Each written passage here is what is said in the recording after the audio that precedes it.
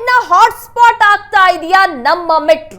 6 ತಿಂಗಳಲ್ಲಿ ನಮ್ಮ ಮೆಟ್ರೋದಲ್ಲಿ 6 ಆತ್ಮಹತ್ಯೆ ಕೇಸ್ಗಳು ದಾಖಲಾಗಿದ್ದಾವೆ. ಹಾಗಾದ್ರೆ ಸೂಸೈಡ್ ನ ಹಾಟ್ಸ್ಪಾಟ್ ಆಗ್ತಾ ಇದೆಯಾ ನಮ್ಮ ಮೆಟ್ರೋ ಟ್ರ್ಯಾಕ್ಗೆ ಜಿಗಿದು ಪ್ರಯಾಣಿಕರು ಸೂಸೈಡ್ ಮಾಡ್ಕೊಳ್ತಾ ಇದ್ದಾರೆ. ನಿನ್ನೆ ಸಹ ಮೆಟ್ರೋ ಹಳಿಗೆ ಬಿದ್ದು ಆತ್ಮಹತ್ಯೆ ಮಾಡ್ಕೊಂಡಿದ್ದಾನೆ ವ್ಯಕ್ತಿ.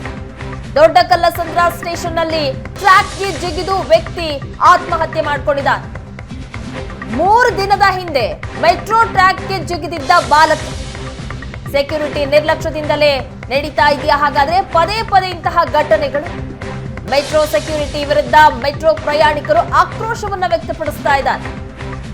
ನಮ್ಮ ಮೆಟ್ರೋದಲ್ಲಿ ಭದ್ರತೆಯನ್ನ ಕೈಗೊಳ್ಳುವಲ್ಲಿ ಅಷ್ಟೊಂದು ನಿರ್ಲಕ್ಷ್ಯ ಯಾಕೆ? ಹಾಗಾದ್ರೆ ದೆಹಲಿ ಚೆನ್ನೈ ಮೆಟ್ರೋದಲ್ಲಿ PST ಡೋರ್ ಇದೆ, ಆದ್ರೆ ನಮ್ಮ ಮೆಟ್ರೋದಲ್ಲಿ ಮಾತ್ರ ಅದನ್ನು ಅಳವಡಿಕೆ ಮಾಡಿಲ್ಲ. ನಮ್ಮ ಮೆಟ್ರೋ ಆರಂಭವಾಗಿ 13 ವರ್ಷ ಕಳೆದ್ರೂ ಸಹ BMRCL ಈ ರೀತಿಯಾಗಿ ನಿರ್ಲಕ್ಷ್ಯ ಮಾಡ್ತಾ ಇರೋದು ಯಾಕೆ? ಟ್ರ್ಯಾಕ್ಗೆ ಇದುವರೆಗೂ ಸಹ ಯಾವುದೇ ಭದ್ರತೆ ಕೈಗೊಂಡಿಲ್ಲ BMRCL. 2011ರಿಂದ ಮೆಟ್ರೋ ಆರಂಭವಾದ್ರೂ ಜನರ ಜೀವಕ್ಕೆ ಇಲ್ಲಿ ರಕ್ಷಣೆನೇ ಇಲ್ಲ.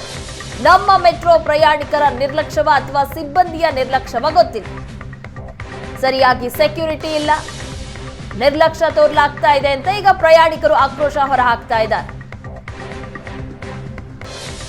ಹಾಗಾದ್ರೆ ಎಲ್ಲೆಲ್ಲ ಆಯ್ತು? ಇದೇ ವರ್ಷ 6 ತಿಂಗಳಲ್ಲಿ 6 ಪ್ರಕರಣಗಳು ದಾಖಲಾಗಿದ್ದಾವೆ. ಜನವರಿ 1, 2024ರಂದು ಇಂದಿರಾನಗರ ಮೆಟ್ರೋ ನಿಲ್ದಾಣದಲ್ಲಿ ಮೊಬೈಲ್ ತೆಗೆದುಕೊಳ್ಳೋದಕ್ಕೆ ಅಂತ ಟ್ರ್ಯಾಕ್ಗೆ ಒಬ್ರು ಮಹಿಳೆ ಇಳಿದಿರ್ತಾರೆ. ಜನವರಿ 5, 2024ಕ್ಕೆ ಜಾಲಹಳ್ಳಿ ಮೆಟ್ರೋ ನಿಲ್ದಾಣದಲ್ಲಿ ಟ್ರ್ಯಾಕ್ಗೆ ಹಾರಿ ಯುವಕ ಆತ್ಮಹತ್ಯೆಗೆ ಯತ್ನ ಮಾಡಿದ್ದ. ಜನವರಿ 6, 2024 JP ನಗರ ಮೆಟ್ರೋ ನಿಲ್ದಾಣದಲ್ಲಿ ಟ್ರ್ಯಾಕ್ ಮೇಲೆ ಬೆಕ್ಕು ಪ್ರತ್ಯಕ್ಷ ಆಗಿತ್ತು. ಮಾರ್ಚ್ 12, 2024ರಲ್ಲಿ ಜ್ಞಾನ ಭಾರತಿ ಮೆಟ್ರೋ ನಿಲ್ದಾಣದಲ್ಲಿ ಅಪರಿಚಿತ ವ್ಯಕ್ತಿಯಿಂದ ಆತಂಕ. ಮಾರ್ಚ್ 21, 2024 ಅತ್ತಿಗುಪ್ಪೆ ಹಳಿ ಮೇಲೆ ಬಿದ್ದು ಯುವಕ ಸೂಸೈಡ್ ಮಾಡಿಕೊಂಡಿದ್ದ. ಜೂನ್ 10, 2024 ಹೊಸಕೆರೆ ಹಳ್ಳಿ ಟ್ರೈನ್ ಬರುವಾಗ ಯುವಕ ಒಬ್ಬ ಜಂಪ್ ಮಾಡಿದ. ಈ ರೀತಿಯಾಗಿ ಪದೇ ಪದೇ ಮೆಟ್ರೋ ನಿಲ್ದಾಣದಲ್ಲಿ ಈ ರೀತಿಯಾಗಿ ಟ್ರ್ಯಾಕ್ ಮೇಲೆ ಅವಾಂತರ ಸೃಷ್ಟಿ ಆಗ್ತಾ ಇದೆ. ಆದ್ರೆ BMRCL ಇನ್ನೂ ಸಹ ಎಚ್ಚೆತ್ತುಕೊಂಡಂತೆ ಕಾಣಿಸ್ತಾ ಇಲ್ಲ.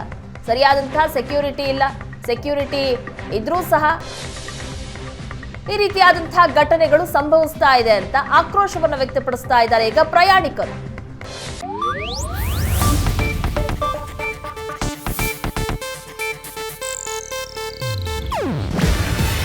ಇದು ಏಷ್ಯಾನೆಟ್ ನ್ಯೂಸ್ ನೆಟ್ವರ್ಕ್ ಪ್ರಸ್ತುತಿ. ನೀವು ನೋಡ್ತಿದ್ದೀರಾ ಏಷ್ಯಾನೆಟ್ ಸುವರ್ಣ ನ್ಯೂಸ್.